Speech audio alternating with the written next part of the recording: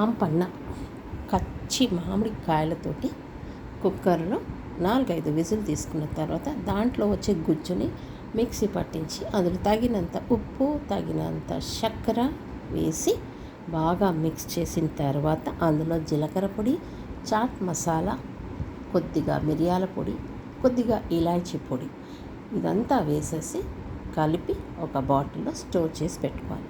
మనకు ఈ టైంలో 12:30, 1 గంటకు బాగా దాహం వేసినప్పుడు వంటింట్లో పని అంతా చేసిన తర్వాత ఇలా ఐస్ క్యూబ్స్ వేసి కొద్దిగా నిమ్మరసం పిండాను.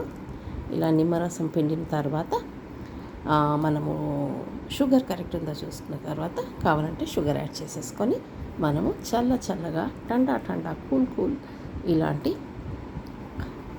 పుదీనాతోటి ఇలా గార్నిష్ చేసేసి అంతే తాగేయడమే. ఎంతో రుచికరమైన ఆంపన్న రెడీ.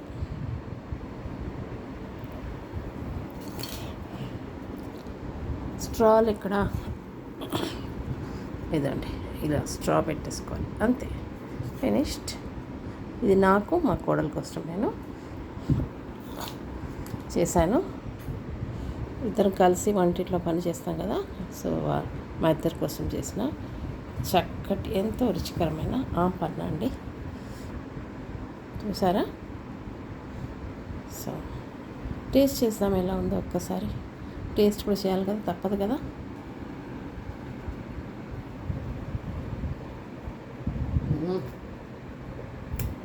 వావ్, ఎంత బాగుంది.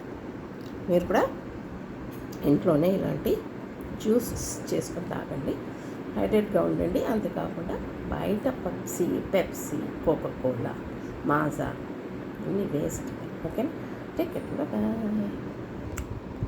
ఇందులో మీరు చియా సీడ్స్ కూడా వేసుకోవచ్చండి. చియా సీడ్స్, సబ్జా గింజలు అంటారు కదా. అంతే అండి, ఎంతో రుచికరమైన మన ఆంపన్న అంటే మామిడికాయ షర్బత్ రెడీ. ఓకే, మీరు కూడా టేస్ట్ చేసిన ఛానల్ ఉందా వంట షాప్కి తప్పకుండా సబ్స్క్రైబ్. Take care, bye.